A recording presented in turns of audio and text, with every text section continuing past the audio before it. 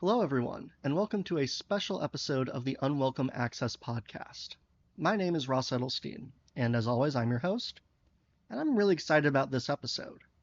This is a special episode starting a mini-series on relationships called Unwelcome Access After Dark.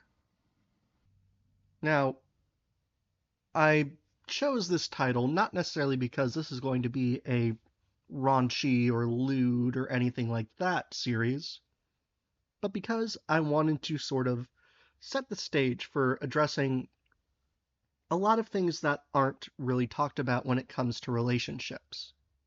On the screen, I sort of chose an image more for the darkness of it than anything, but we have a electric train coming down the tracks with a chairlift in the foreground and the headlight and some streetlights being the main illumination. There is a sign to the left and various folks on the track to the right, or on the platform to the right, not the tracks. I wanted to have this be a thing because relationships are often very misunderstood. And that's sort of where we're going to start with this week's Storytime with Ross. This is my usual Storytime with Ross image where it's me looking like I am absolutely angry at everyone and everything, but I'm having the time of my life sitting and driving a train. Now, we're going to talk about my first date with my fiance, who is in the other room and probably heard that and mentally said, oh no. Um, she probably actually didn't. But that being said, our first date was at the Indiana State Museum. Now, we met on Tinder. I really benefit from having communication written, especially early on in a relationship, because I'm autistic.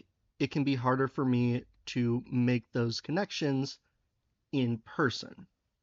I do plenty fine, but there's only so much that I can do, especially with dating. Now, she knew I was autistic before our first date. I never have hidden that from any partners. The thing is that once we got in person, the autism really came out. First of all, we went to the Indiana State Museum, where I'd worked as an interpreter, so I spent the entire time basically info dumping about all the cool things there. Now, I'm very lucky she's also autistic and understands that autistic love language of let me info dump to you about every single thing that I know about. The other part is that one of the things I was very excited about is the heroin exhibit that was there. That was not exactly a great first date idea. It was a cool exhibit. I helped put it together as part of a master's project. But it was also, again, like, not great first date material. But obviously, she saw past those snafus, and now we're engaged. And I kind of tell this story because there is oftentimes, and after this date, I was worried about a lack of understanding. That my mistakes on the date, my sort of violation of these social norms and taboos, had ended what looked like a very promising sort of early stages of talking. And lo and behold, in this case, it didn't. But the worry comes from past experiences as opposed to worry for no particular reason. Now,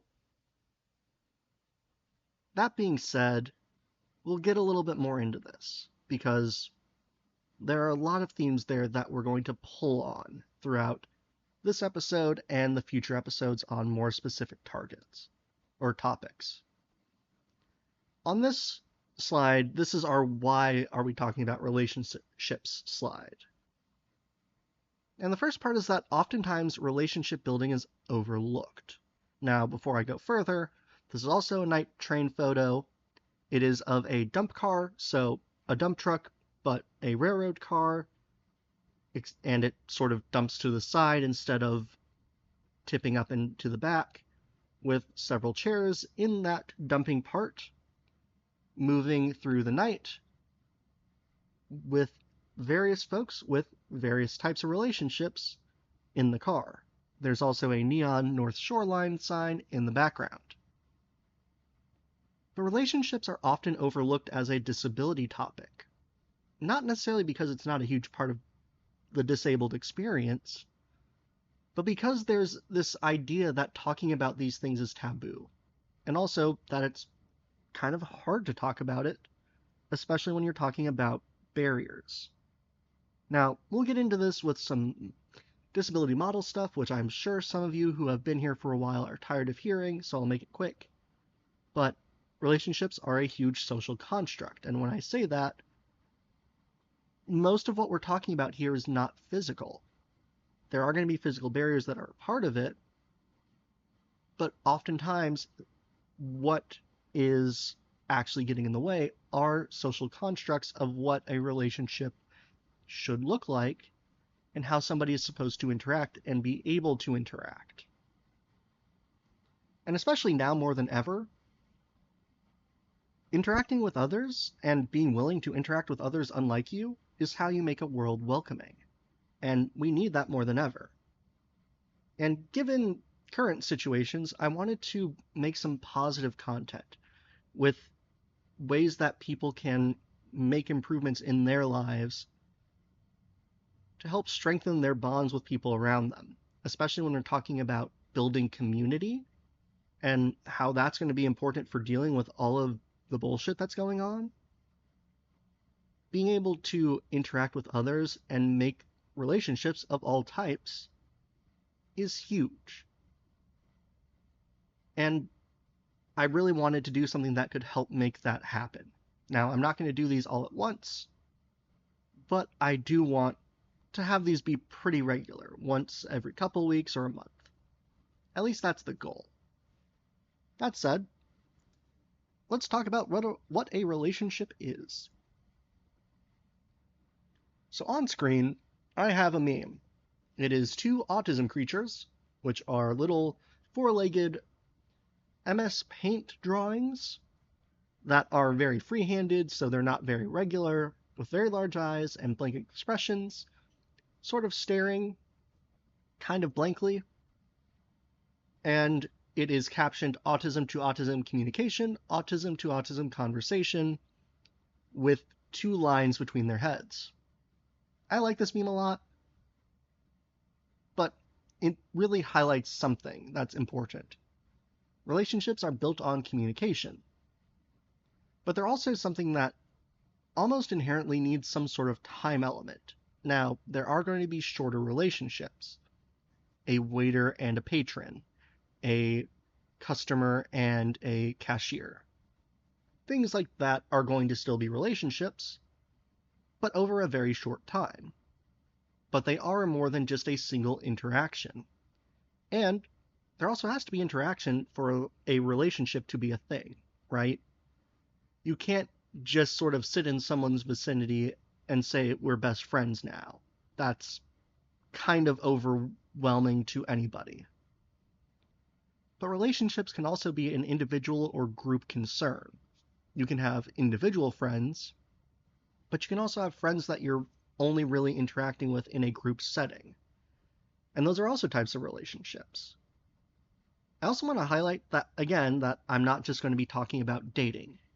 Now, disabled people date and do other things, and I'll try to give some content and trigger warnings throughout this, but disabled people are not exactly going to just be sitting around and doing nothing. We are as likely to be involved with other people as anybody, or as likely to want to be involved, that is. As I said, I'm engaged, and despite the comments of our Secretary of Health and Human Services, I'm autistic and engaged, and I also pay taxes. That being said, let's talk about disability models and relationships. Now, on the screen, we have a large steam locomotive, nickel plate 765, with various people looking at it as it sits on the tracks with its train of passenger cars behind it. I chose this because it looks like there's a few different types of relationships here. Families, but also looks like some friends. Now, brief review of disability models. You have your medical model. Disability is inherent to a person, and the barriers they face are due to their disability and the actual impacts of that disability on the person only. Social model. Disability is inherent to a person, yes, but the barriers are usually due to choices of others.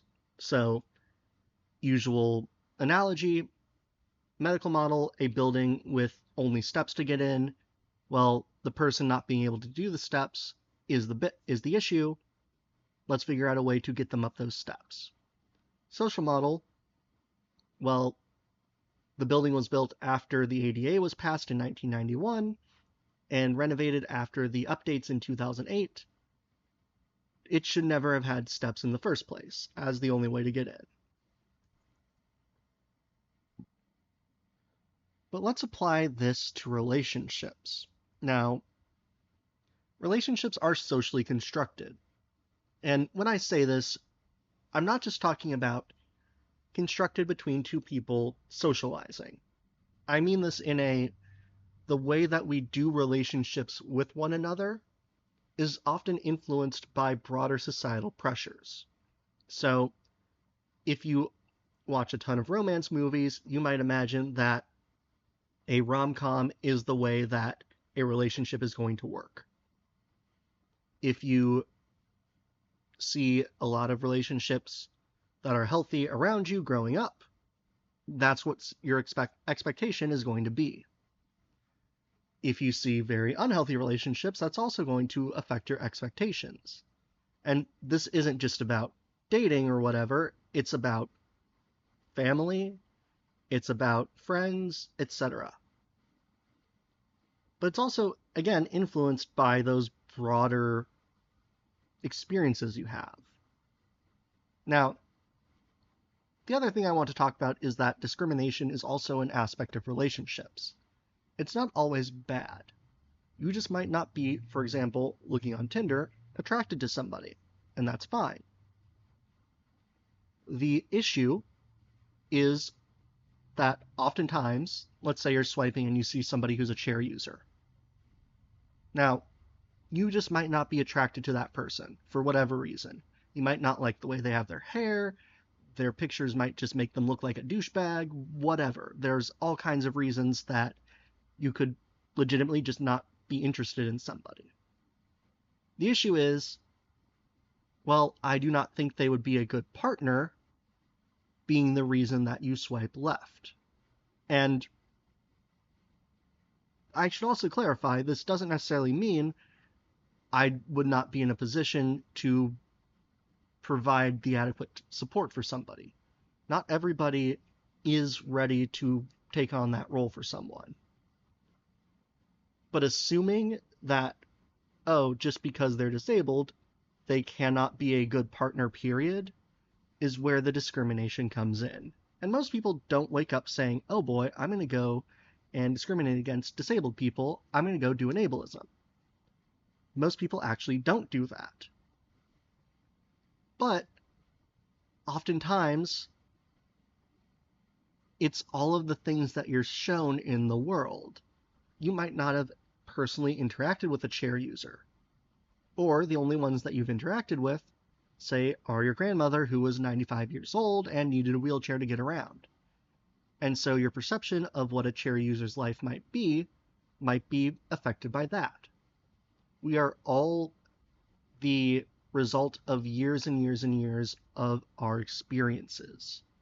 And frankly, that is something that is completely unavoidable, as it's how we learn.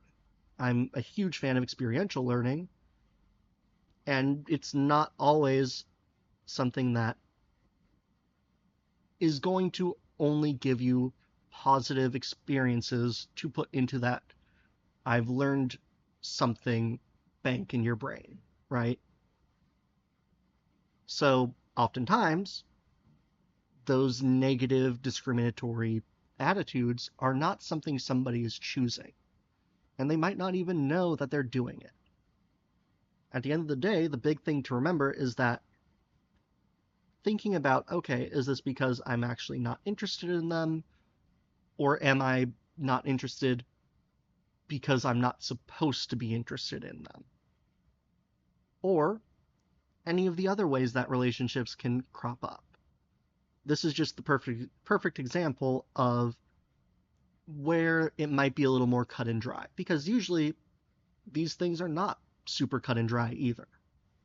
But let's go ahead and talk about something that I think is also really important to remember here, and it is disability hierarchy. Now, I'm going to put a link to Crip Camp in the description.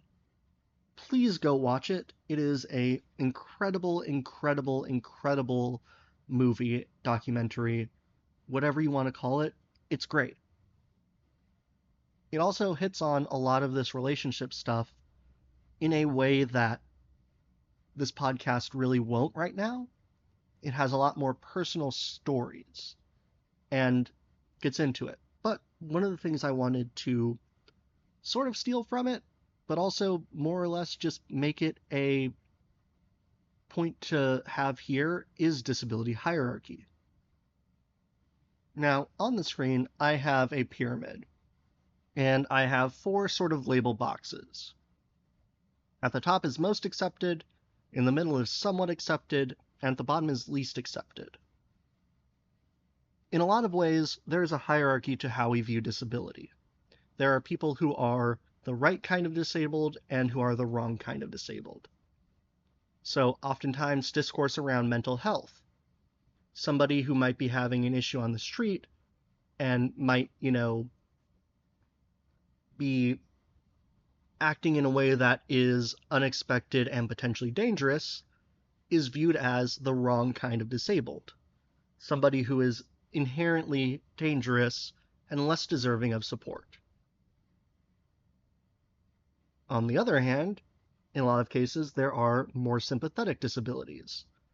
So when we look at, for example, autism programming, it's almost all for kids because that is an accepted group. That is a group that has been deemed worthy of social support. And oftentimes this plays into how someone's relationship is.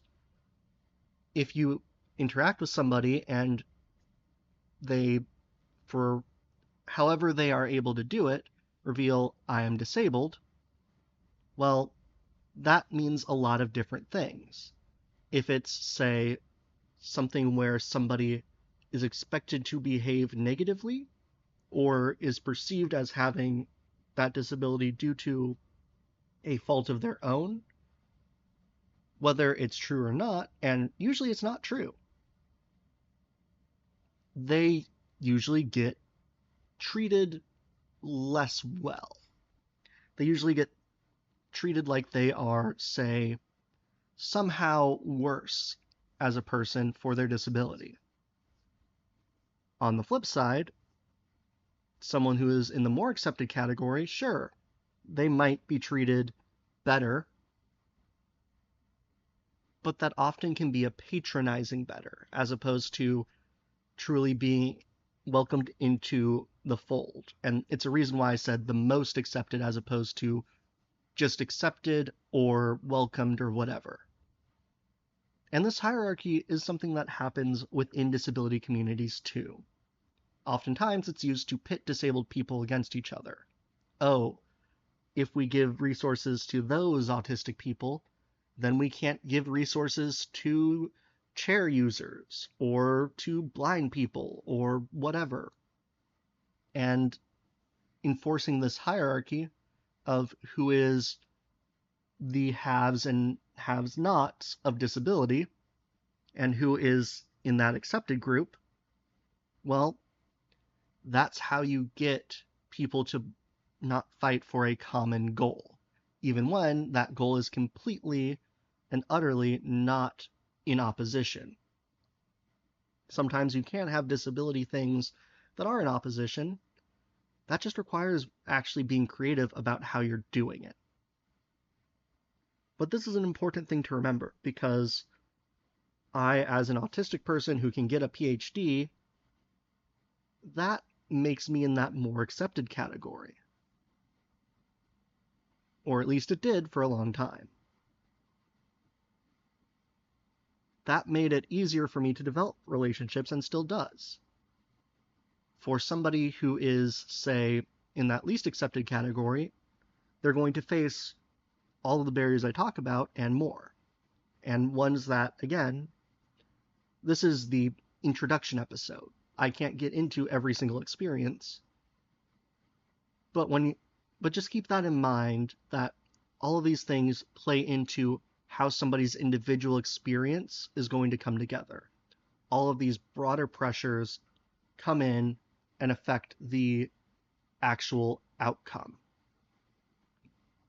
But let's move on to our break and a word from our sponsor. Wow, Future Ross, what a great ad. Or maybe there isn't one. As always, our primary sponsor is you, the viewer, over on patreon.com/unwelcome access. However, this space is intentionally left open for disabled people who have a project, a business, something they want to get out there to help platform people who might not otherwise get a chance to share in this sort of format. That said, back to your regular programming, and I hope you enjoy the rest of the episode.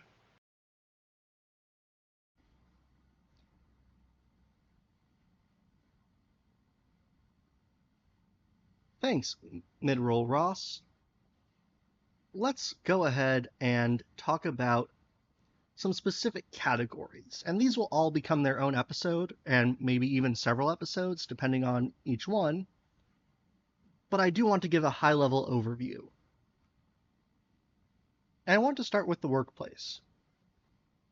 Now, on the screen, I have in the foreground to the left a PCC streetcar coming into frame, while in the background we have a commuter train in Chicago and Northwestern, green and yellow, and one of the sort of streamlined F units in the background.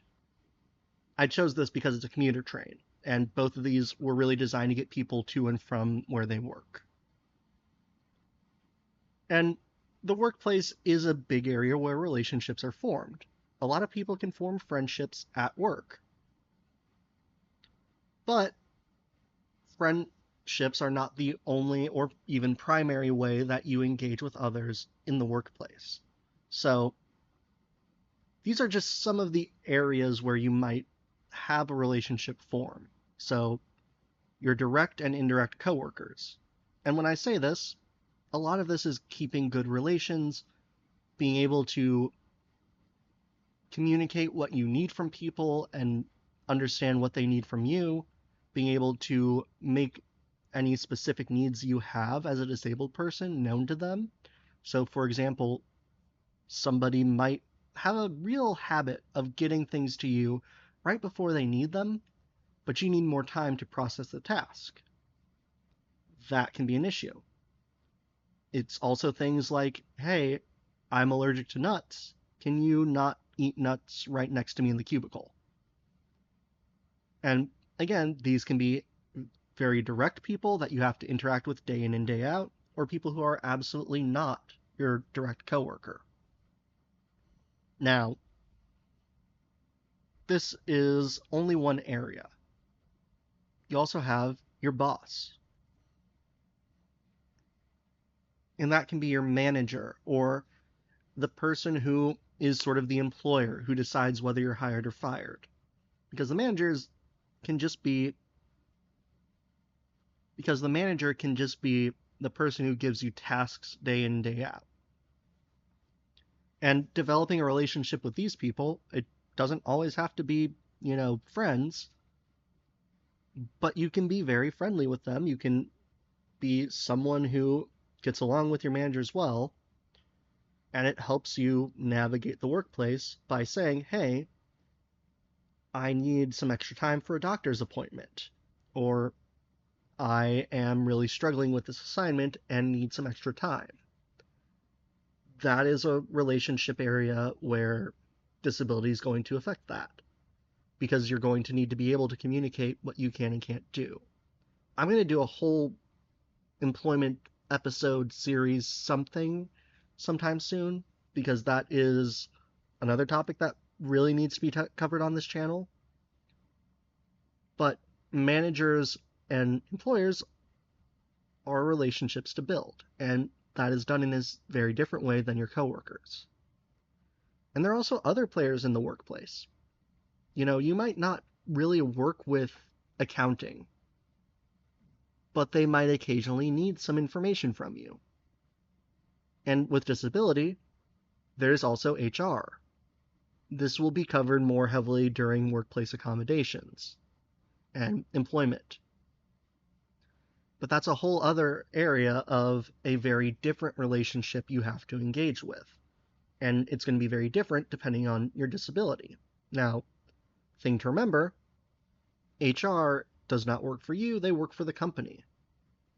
In that HR role, they might not necessarily even be your friend, and it might not be wise to treat them that way, because their whole job is to look out for the best interest of the company. That said, HR can also be a really good ally to have, especially if you can frame it as being good for the company too.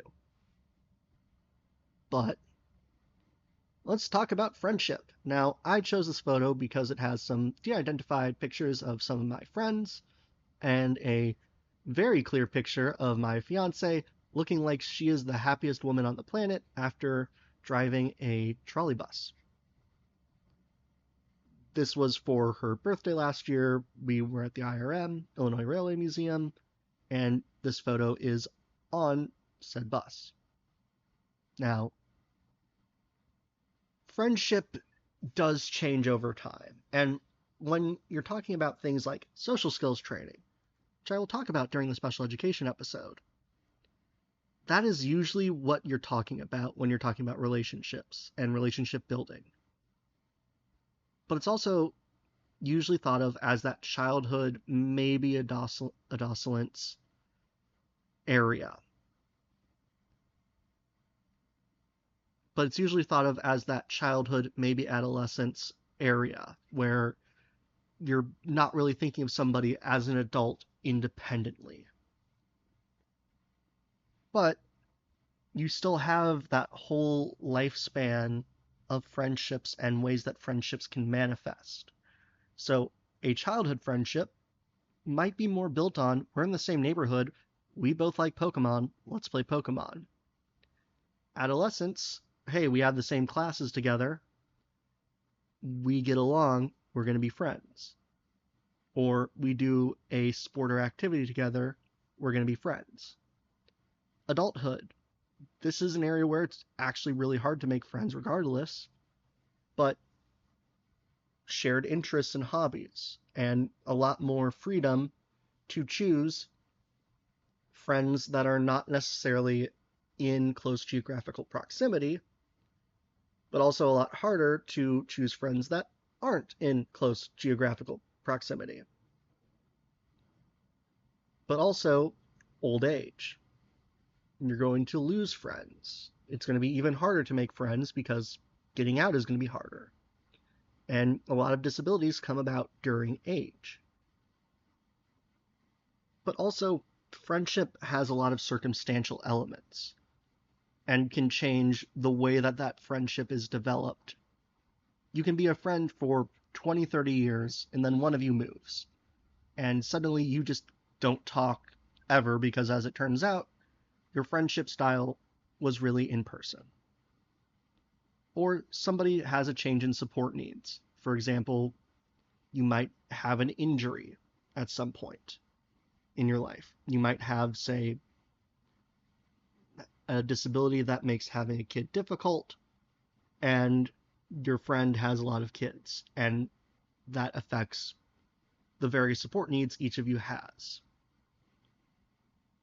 And that friend's circumstances might change. They might have a breakup or get into a relationship that impacts your friendship with them. All these things can impact disability. And the disability aspect, because expectations on either side might change in a way that does not consider somebody's disability status. So, for example, somebody might say, have a wedding, they really, really want it to be at this one particular beach that has no accessible way to get there. Somebody might not be able to attend, and because of the social construct of how weddings are, because you have said, I can't attend this because I can't make it to the beach, that is being treated the same as if it's a slap to the face. Not necessarily because that's actually believed, but because we're taught that this is a specific event that has a lot of importance. Whether it does or not, that is for somebody else to decide. I personally think that a lot of it's overblown, but that doesn't mean that someone's feelings are less there. They might still be ableist, but they are still somebody's feelings that come about, not necessarily because they're choosing the ableism path, but because they have been told something that has led them down it, right? It's not necessarily, I am choosing this because I want my disabled friend not to be there. It's, I have been told that I am the bride slash groom slash non-binary soon to be married partner. It is my day. It should go my way. And this person is outside of the norm. And with all the other stress that is piled on by the wedding industrial complex, they might not even realize what they are actually asking.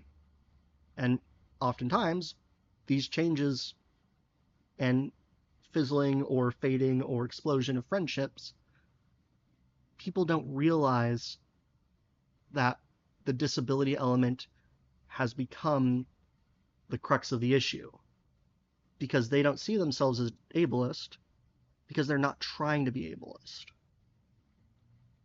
But let's talk about dating and relationships. So this is my fiance and I standing in front of a steam tank engine with a caboose behind it and various other people, families, etc., getting on to ride. This is from 2 years ago. I rented that caboose and we rode behind that locomotive. And it was a wonderful, wonderful time. It was for our anniversary. Dating is often a area of perceptions. Now, I've used a few examples here, but we look at people that are potential partners. Oftentimes, is this going to be a good partner for me? Now, again, these perceptions can be a part of all sorts of things. What a good partner is can be anything from as shallow as, do I like the way they look, to, I have very high support needs. Is this person somebody who is going to be shallow?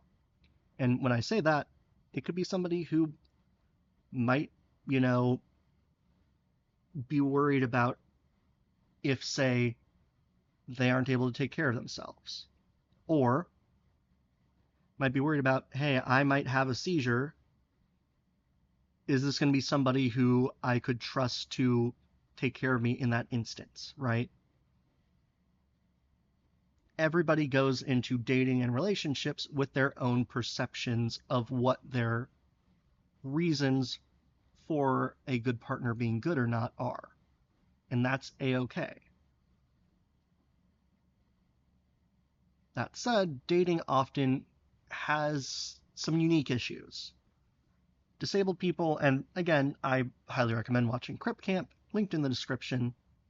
Disabled people are often treated as not being able to date. Just look at the claims of RFK Jr. So oftentimes, disabled people are not necessarily given the same explanations of consent as others, and not necessarily treated as being autonomous in dating. There's this idea that somebody who is dating somebody is not doing it because they actually care about the person, they're taking advantage of them, whatever. And that's almost universally not true.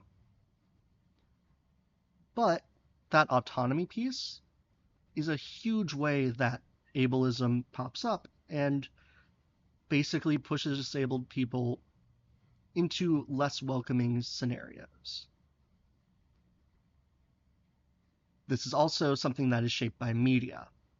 Oftentimes, the disabled person does not necessarily get given the most competence. I'm going to once again link the Cloak of Incompetence piece by Callus. Excellent read. If you're interested, highly recommend doing it. Go look on my Patreon, you'll be able to find it there. But media shapes how we view dating relationships and what role somebody would be able to play. This oftentimes leads to, wow, I didn't know you were autistic. Or, hey, I didn't know that disabled people even could be in relationships. Now, oftentimes, this also means that a lot of the media that portrays disabled relationships not always is the most realistic. Usually it's inspiration porn, which is basically something that is completely positive, talks about how brave somebody is, how much somebody is overcoming their disability. When the reality is somebody just wants to be a person, and most disabled people don't want to be your inspiration. We just want to be allowed to live and have rights and have the same experience as everyone else does. But all of this adds up. And so a lot of people might seek out disabled people for less than ideal reasons. Some of them can be somewhat benign. Savior complexes. Oh, I'm dating this poor disabled person nobody else would. Not great. And usually people see through it. It can also lead to disabled people being more vulnerable for facing abuse. I'm not going to get into it here, but that vulnerability does exist. And so oftentimes that idea of we need to protect these people has that kernel of truth, even if a lot of that would be avoided if, say, we actually talked about disability and dating, or what dating is like, outside of if you hold hands, you are going to explode type discussions. That is, of course, very exaggerated, but a lot of times this is what leads to issues in dating relationships. But I also want to talk about family. And this is the last area I'm going to talk about today. There are plenty of other places to talk, and honestly, all of these can be their own episode. But on the screen, I have that same yellow and green Chicago Northwestern commuter unit with a long line, and it has a wreath on the front. This is the Christmas train at the Illinois Railway Museum of a couple years ago. We're talking about family relationships, and there's a ton of families waiting in line to board. Now, when you are in a relationship with your family, you don't really always have a choice. You do once you get older, but you don't choose being born. That being said, you get a lot of messages growing up pushed at families around the burden of raising a disabled kid, which is absolutely not true. But when you're bombarded with ideas all day, some of them might end up sticking, unfortunately. And this is also with usually very minimal resources to provide that support, which is, again, you get somebody who is under-resourced and being told that they are a martyr or so brave for raising a disabled kid, that adds up. And sorry, and caregiver fatigue is real and a legitimate issue that needs to be addressed. Respite care is a whole thing that will be a whole episode, but these can affect the relationships that parents have with their kids. Because, again, even though they are the parent that's the kid, how that forms is informed by the parent's own experience. What were their parents like? What are friends who are parents like? What have they read? What have they watched on TV? And generally, and not always, there are a lot of parents who are not great. But most parents have a desire to protect their kids and do right by their kids. That is something that is fairly universal. And again, there are plenty that are not great. But that desire oftentimes can be turned up to 11 because parents are usually the main advocate for their kids. Now, they're also supposed to help raise the kids and prepare them to be adults on their own. But again, you look back at all of those issues of having to constantly advocate for the kids getting their rights, as well as all of the negative messaging that is portrayed around disability. Parents still want to protect their kids. It's usually out of a place of love, even if it is misguided love. And this leads to a lot of infantilization of disabled adults by their parents. Because, again, you spend 18 years basically doing all the work of advocating for your kid. Sure, there might be transition services, and that's a whole other episode. But you've still spent 18 years doing the work. It's hard to shake that. And also, in adulthood, there is an issue of guardianship. Basically, taking away people's rights to self-determine, to choose how their life is lived, out of an abundance of caution. There are some people who need that. Essentially, guardianship, to also break it down a little more, is that position of being a kid where your parent has to sign for everything, etc., applied to an adult. And that's a whole court process. It's a whole thing. There are other ways, but that's its own episode. But that usually is something that affects the relationship. Parents might not believe that their kid can actually survive on their own, even when they clearly can, and this can strain the relationship a lot. It can also be a good thing. Some kids might really need that support. And siblings are a whole other element that need to be talked about and will probably be their own episode. But there's also that safety net that comes from family. Family often can be your biggest supporter. I often talk about how family is overrepresented with autism stuff, and that's true.